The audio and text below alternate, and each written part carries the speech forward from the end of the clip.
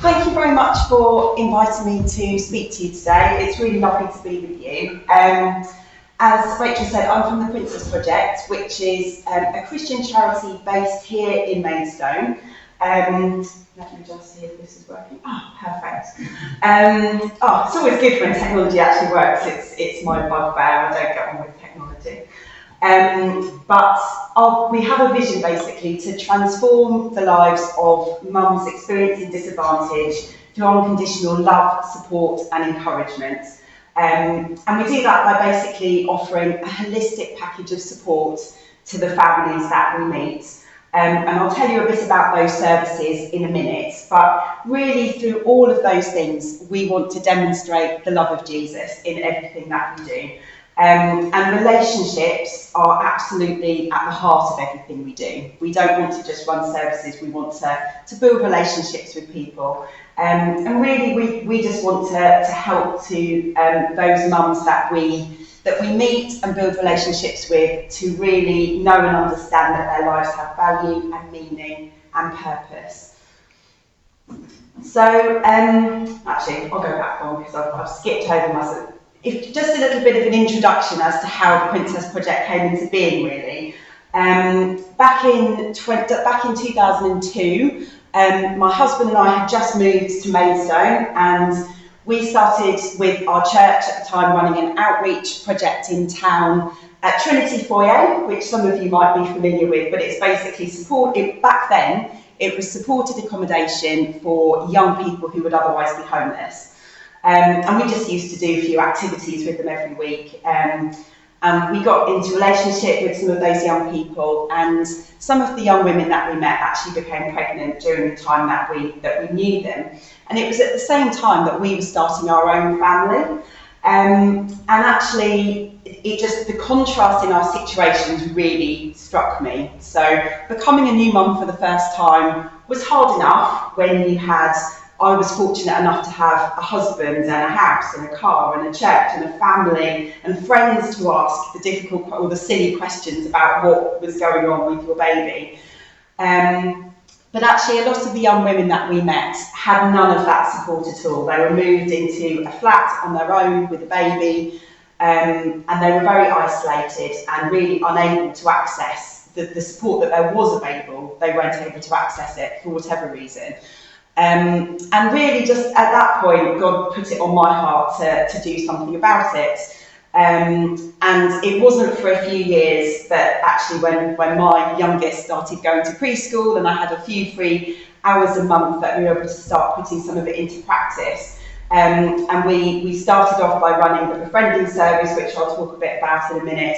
And then gradually we've kind of added in various services in response to the need over the years.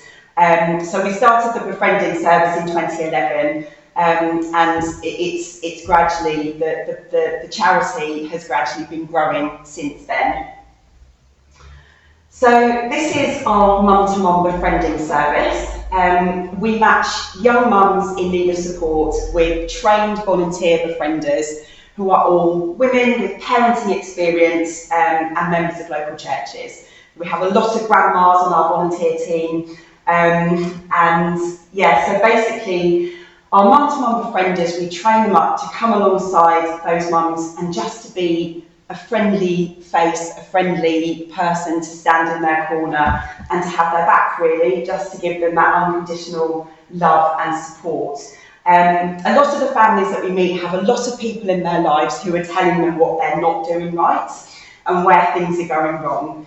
And actually, we found that it's so powerful just to stand alongside and say, you're doing your best, you're doing a great job, we're really proud of you.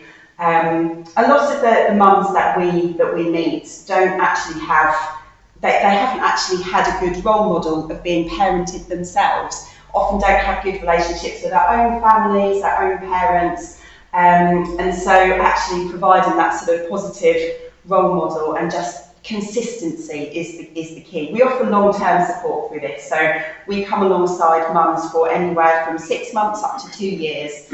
So it's very much in contrast to the kind of state provision, which often if people do receive support from, health visiting or early help or something like that, professionals might come alongside a family for a few weeks, do a piece of work and then leave.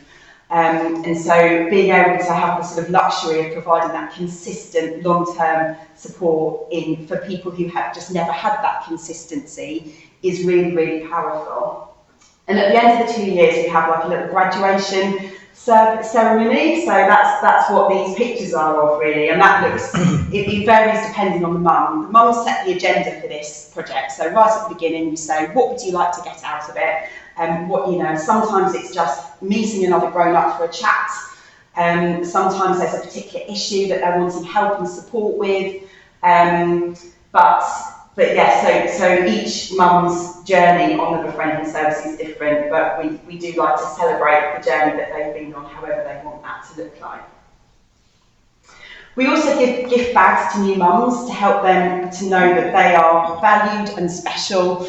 The focus when you have a new baby is often very much on your baby, as it should be, but sometimes it can be easy for mums to kind of maybe just lose a bit of their own identity in that process. So these are sort of individually wrapped gifts that we give to mums in need of a bit of a pick-me-up, so that they know that they are valued, that they are special. We give these out to the mums we meet, but also in partnership with the professionals that we work alongside. So all of the teenage parents give Maidstone and Tunbridge Wells NHS Trust get one of our gifts through the Phoenix Midwifery Programme, and we also give a stash to the children's centres, family hubs, early help and other agencies like that as well.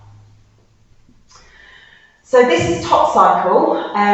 We started this in 2013 as a kind of baby and toddler goods exchange. This was way before baby banks were a thing.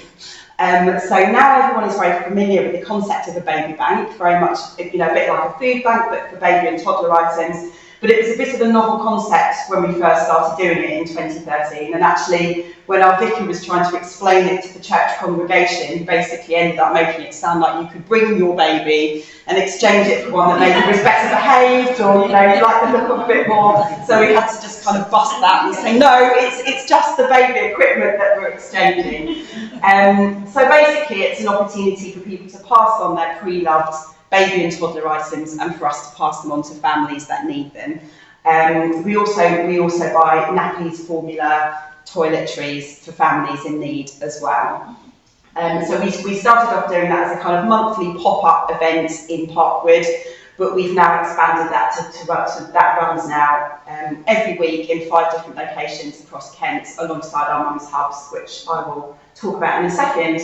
So it started off, quite chaotic with just everything on tables, and now in our various locations we have organised it into kind of clothes by season and age and everything else, so it's easier for mums to find what they need. So our mums hubs are safe, welcoming, non-judgmental spaces for mums to visit with or without their children and find support and community.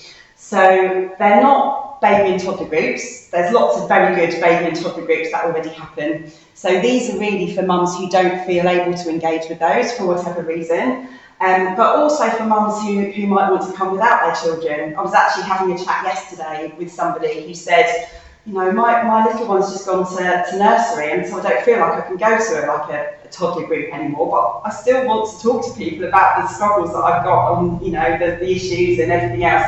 So there's a real need for this.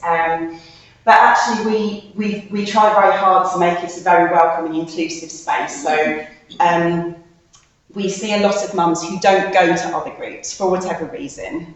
We see a lot of young parents, mums with mental health needs, families with a social worker, families experiencing financial hardship, and mums for whom going to a group or a coffee morning is not a normal thing to do. It's a bit of a kind of countercultural thing to ask them to do. So we try and create a space where everybody is welcome, and we run Top Cycle alongside that, because often it's easier for people to come and say they need some nappies than to say I'm really lonely. So actually running those alongside one another is really helpful. We try and have a big enough team at those hubs so that nobody can come in and be anonymous unless they want to come in and sit on their own. They will be spoken to. We will chat to them. We will find out a little bit about them and why they're there, and try and draw them in.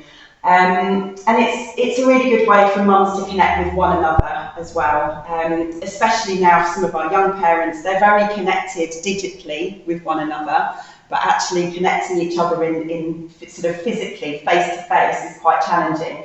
So we do connect a lot with our mums on social media because that's where they are, especially isolated mums who aren't getting out and about.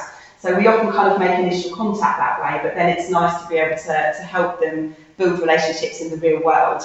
For example, a few weeks back, we had 2 teenage mums visit our Maidstone Town Centre hub. One was a referral from her health visitor. The other one had come to meet our mum-to-mum project coordinator because she'd been referred into mum-to-mum. And actually, as we chatted to these 2 young women, we realised that they'd actually both been moved into the same block of flats, temporary accommodation in Maidstone Town Centre. But they were very anxious about, they didn't really want to socialise in that space. So actually we sat them at the table, introduced them to each other, and when they left, they had exchanged numbers and they immediately had somebody else that they could maybe message or meet up with, which was really great. So we started off in Maidstone Town Centre, but we now have a hub running somewhere in Kent every day of the week. So we're in Gillingham on a Monday, Sheerness High Street on a Tuesday, Parkwood in Maidstone on a Wednesday, Tonbridge on a Thursday, and Maidstone Town Centre on a Friday. We also run courses. We run something called the Shine course, which we've got running at the moment, which is really to help build self-esteem and a sense of self-worth and purpose in women and girls.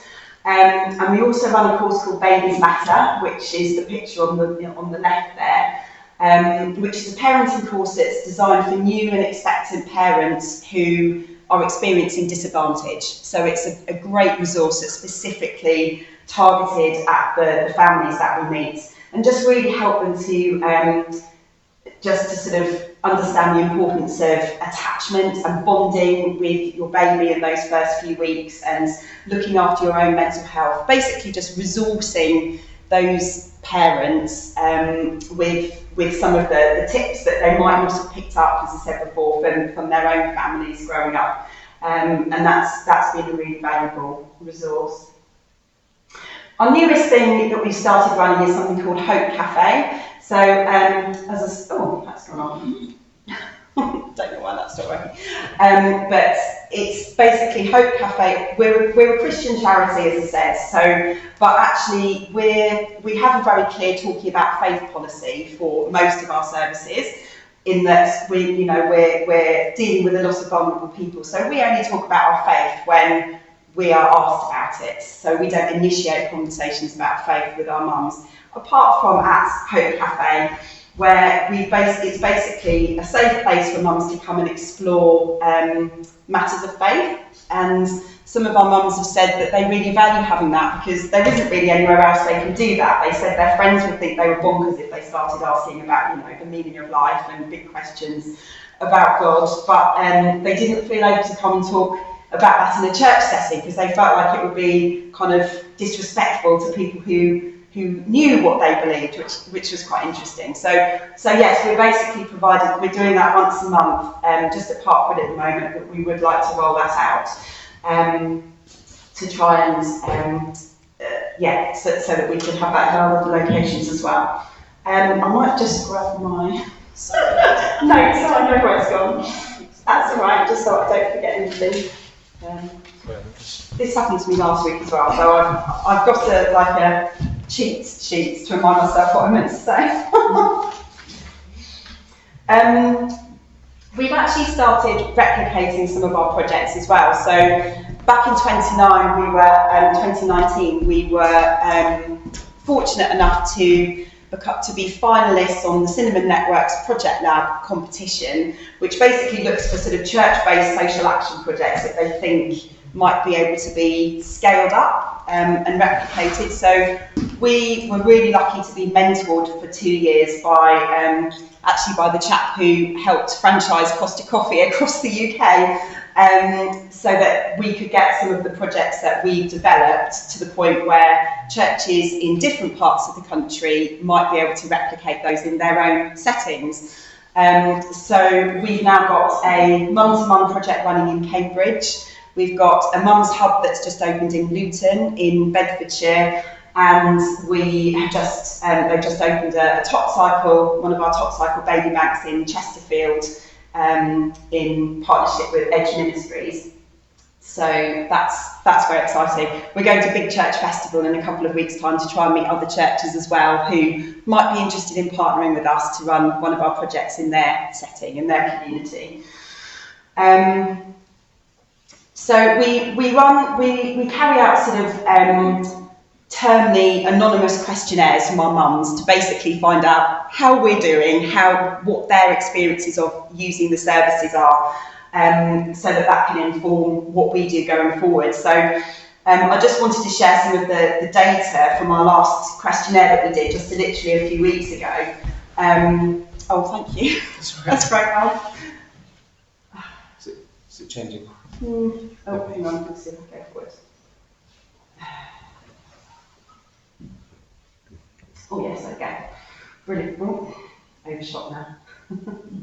Yes, there we go. Perfect. So from that questionnaire, 97% of mums said that they felt less isolated as a result of engaging with Princess Project services. 90% had met new people. 86% felt their mental health had improved. 83% felt more confident in their parenting, and 76% said their family life overall had improved.